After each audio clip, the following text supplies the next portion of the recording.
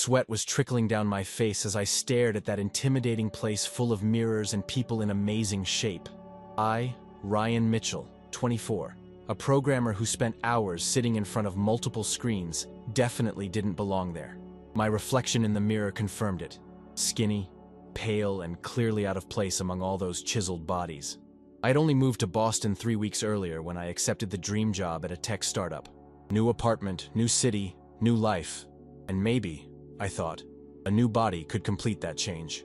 Insecurity had followed me since my teenage years. And even with professional success, I still felt small in social settings. I needed to change that. I took a deep breath and headed to the reception, clutching the newly acquired membership card between my sweaty fingers. First week at Elite Fitness. First time trying something so far outside my comfort zone. Subscribe to the channel and hit like to access more stories like this. My routine quickly settled in. Wake up at 6 a.m., a strong coffee, work remotely until 4 p.m., and then hit the gym when it was less crowded. My minimalist apartment worked perfectly as a base for my new life, with my workstation taking center stage in the living room. Elite Fitness wasn't just any gym. The contemporary setting with strategic lighting, state-of-the-art equipment, and a clientele that looked like they came straight out of fitness magazines made me feel like an alien. The constant clanging of weights, heavy breathing, and pumping electronic music created an intimidating symphony that, even after 2 weeks, still gave me anxiety. I spent my evenings studying workouts and nutrition, approaching this new phase with the same meticulousness I put into programming. Lists, spreadsheets, calculated progressions. But despite the effort, the results seemed out of reach, and my technique was questionable. "You're not keeping your elbows locked," commented an employee as he passed by quickly while I was struggling with the bench press. That was enough for me to realize I needed professional guidance. On Tuesday, after 2 weeks of inconsistent workouts, I mustered the courage to ask at the reception about personal trainers. It was going to be a significant expense for my budget, but I figured the efficiency would pay off in the long run. "Connor can check you out right now if he's free," the receptionist said after checking the digital schedule. "He's a specialist with beginners." 15 minutes later, I met Connor Reynolds. Tall, with an impressive physique, not over the top, a confident smile and alert green eyes. At 29, he exuded a security I instantly envied. "So Ryan, what brought you into the fitness world?" he asked, after giving my hand a firm, measured shake. "I got tired of feeling invisible," I replied honestly, surprising even myself with the unexpected vulnerability. Connor nodded without judgment. "Let's work on that. Tell me about your current routine and your physical limitations." The initial assessment was thorough. Medical history, measurements, mobility, and strength tests. Connor made precise notes, showing a level of professionalism that put me at ease. Unlike me, he moved with ease, greeting other members and staff without a hitch. "You've got a good frame, you just need to learn how to work with it," he concluded, drawing up an initial plan on his tablet. "I can guarantee results, but I'm going to need dedication from you." Our sessions began twice a week. Connor proved to be both attentive and just strict enough, constantly tweaking the exercises as I progressed. What started out as a strictly professional relationship slowly acquired more nuances. "I was skinny like you when I started," he admitted during a break between sets. "I was the nerd in school who couldn't do a single push-up back in high school." That revelation surprised me. I couldn't imagine that self-assured man having been insecure once. Gradually, during the sessions, we exchanged more than just technical instructions. We shared stories, opinions about TV shows, and even music preferences. After a month, I realized I was looking forward to our meetings not just for the physical gains, but for the company. Connor had a way of making me feel capable, even when the exercises seemed impossible. "See that vein starting to pop on your forearm?" he pointed out one day. "That's a sign of progress. Your body's really responding well." His touch as he corrected my posture began to spark a strange feeling that I tried to ignore.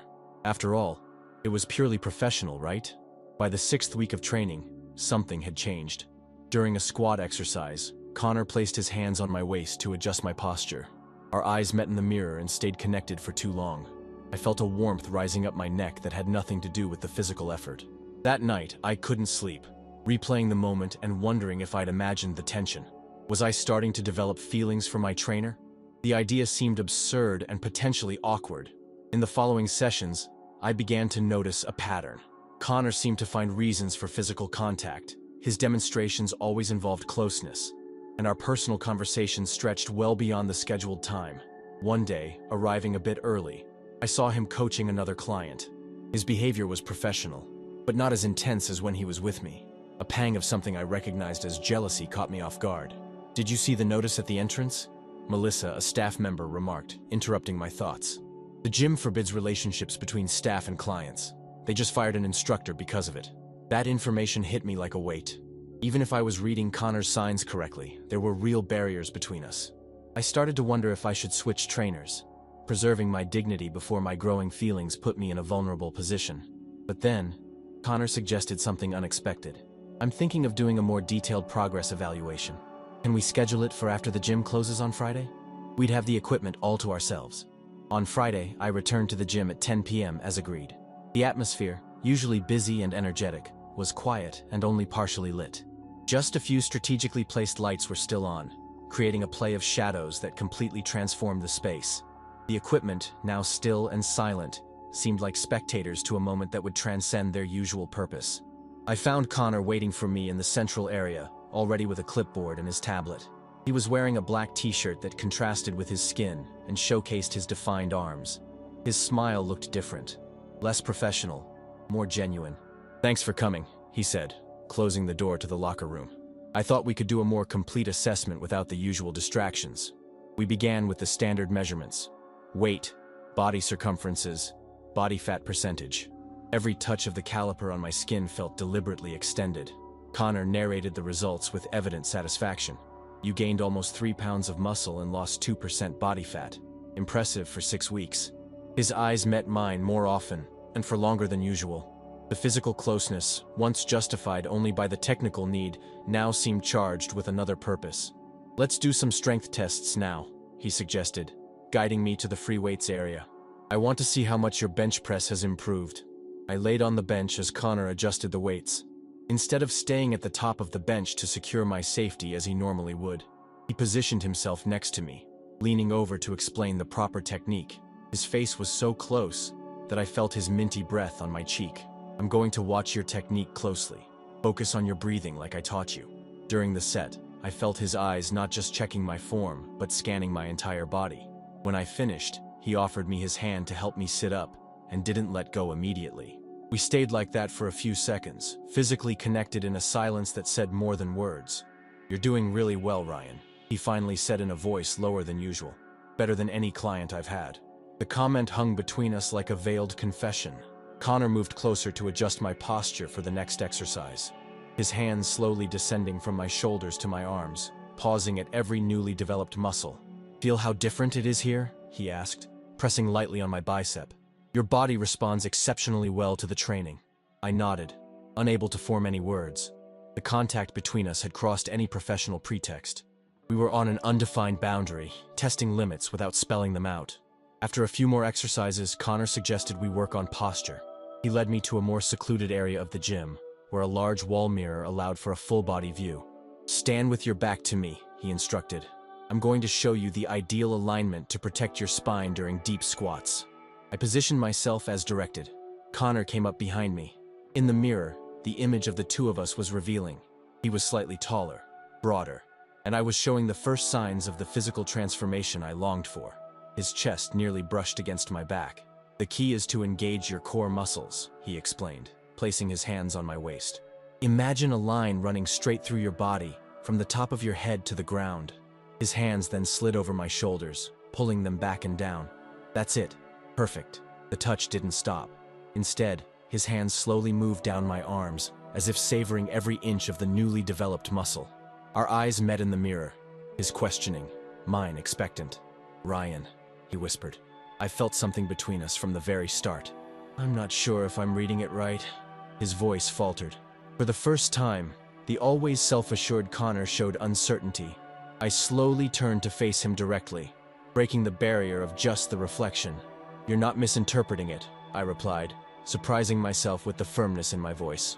For a moment, all we could hear were our heavy breaths and the distant hum of water coolers. Connor hesitantly raised his hand and touched my face with a tenderness that contrasted with his physical strength. Time seemed to slow as he leaned in, closing the gap until his lips met mine. The kiss started tentative, almost like a question, before turning into an urgent affirmation as I responded with equal intensity. His strong hands wrapped around my waist, pulling me closer, while mine explored the back I'd long admired discreetly during training sessions. Connor guided me to the wall, pressing me against it with controlled intensity. His mouth left mine to trace a path along my neck, drawing an involuntary sigh from me. Every touch was like an electric shock, intensifying sensations I'd been holding back for so long. "I've been thinking about this for weeks," he confessed between kisses. "I tried to keep it professional, but you made it impossible." Our hands roamed over territories once restricted by professional boundaries. The line between trainer and client completely dissolved, replaced by a raw connection of desire and mutual discovery. The body he had helped shape now responded to a whole different purpose. What followed was a sensory journey where every movement, every touch, felt choreographed by a mutual intuition. Our bodies, already acquainted through training, found a new rhythm, one not of sets and reps, but of giving and receiving pleasure. In a place dedicated to pushing physical limits, we surpassed emotional and bodily boundaries we never knew existed. Connor was just as dedicated in this new context as he was a trainer, attuned to every response, every sigh, calibrating his actions to maximize the experience.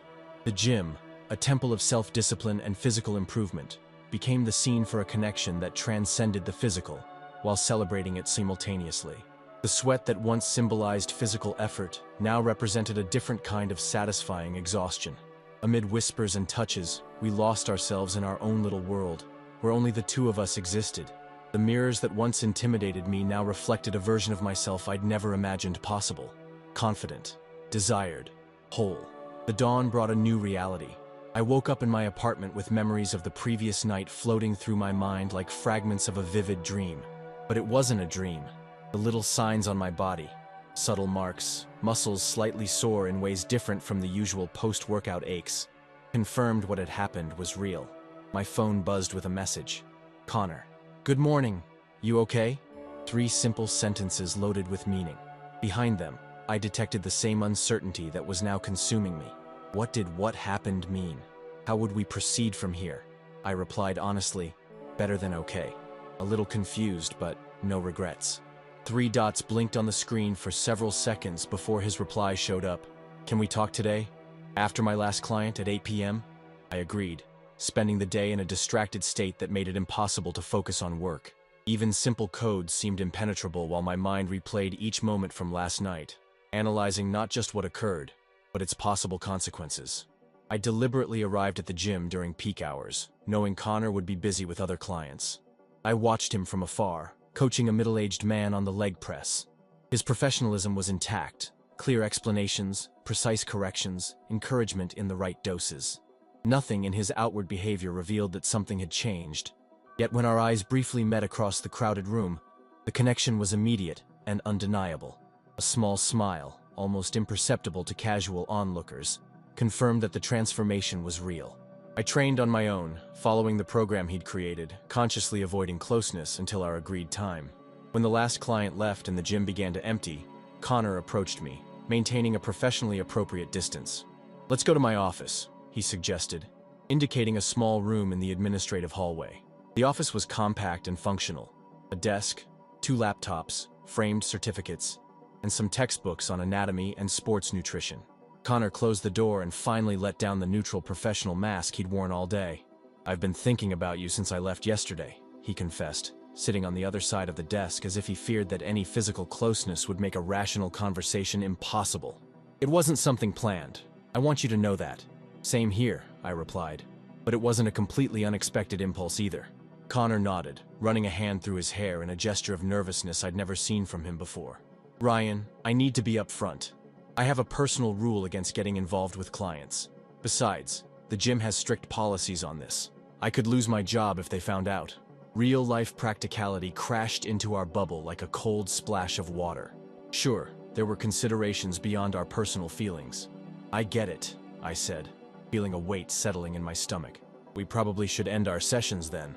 "Actually," he hesitated, "I was thinking of something different, something unconventional." Connor explained his proposal. We would officially remain trainer and client at the gym, keeping a strictly professional facade in public. Meanwhile, we'd explore our connection outside that space. It wasn't ideal, he admitted, but it would give us time to figure out what was happening between us without making any rash decisions. I don't want to just repeat what happened last night, he clarified. I want to really get to know you, Ryan. That night, as I left Connor's office, I felt transformed, not just by the body that was beginning to change under his professional guidance, but by the person emerging within me, someone who was capable of taking emotional risks, embracing the unexpected, and recognizing desire enough to act on it. The following weeks unfolded in a fascinating duality. At the gym, we maintained a strictly professional relationship. Connor was my trainer.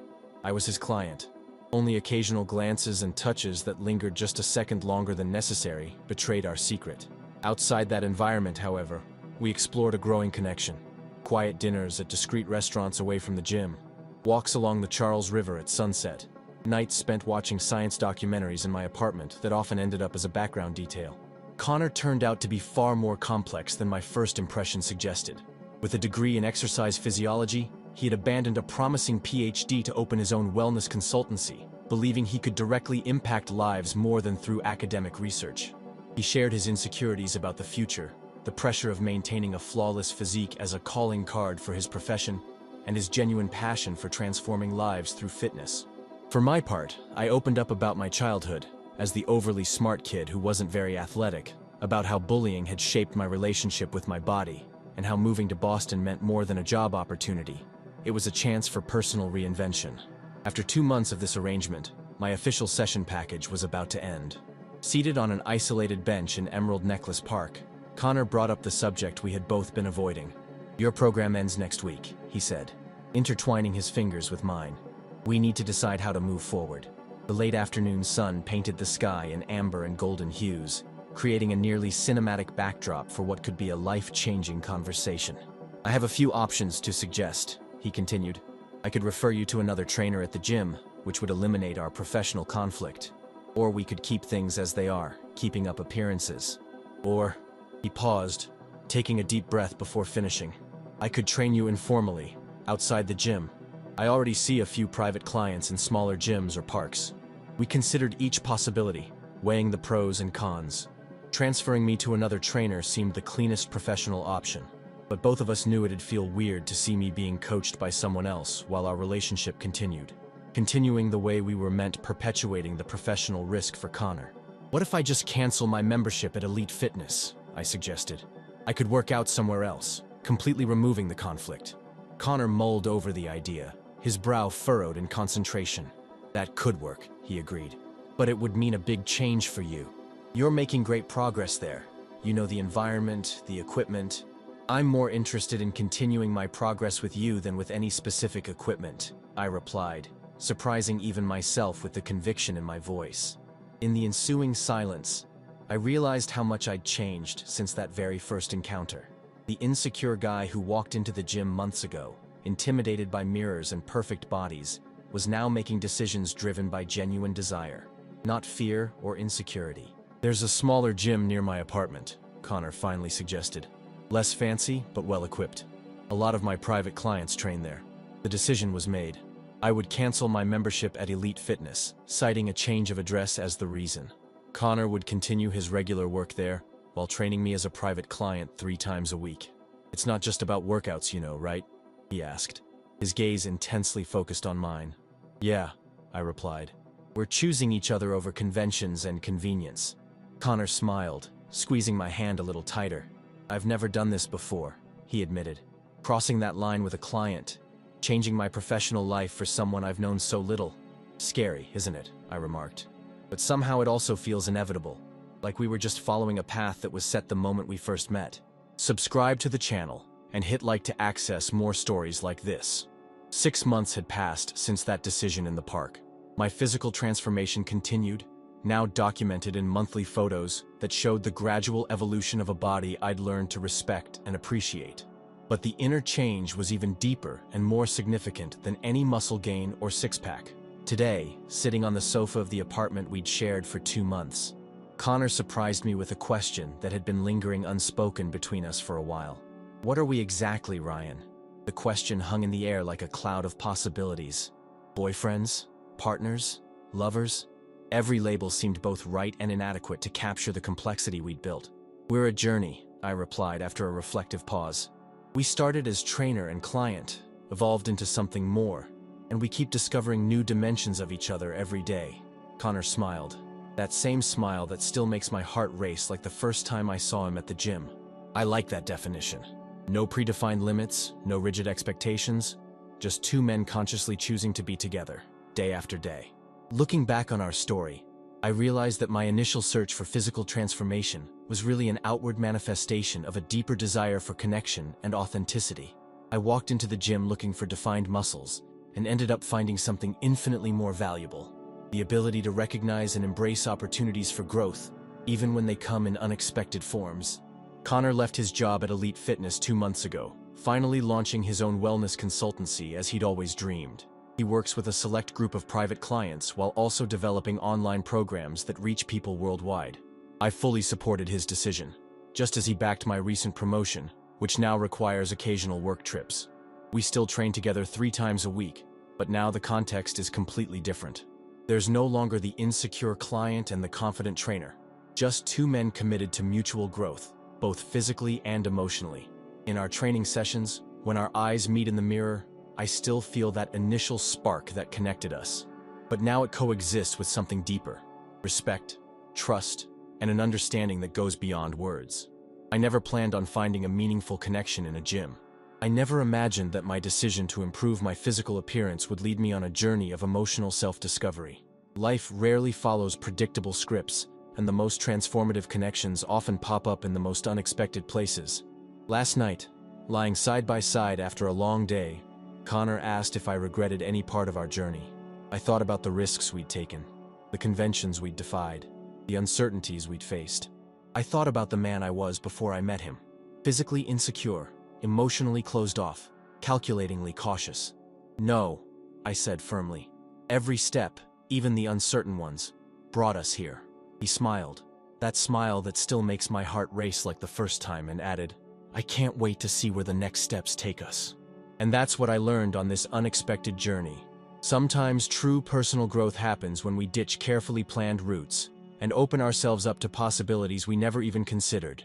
When a trip to the gym in search of defined muscles can, without warning, turn into discovering the courage to follow your heart, even when it's beating in a rhythm you never expected. If my story touched you in any way, if you've ever found meaningful connections in the most unexpected places, share your experience in the comments. Life is full of these surprising twists that, in hindsight, seem strangely destined. Subscribe for more stories about life-changing encounters, and hit like if this journey resonated with some part of your own experience.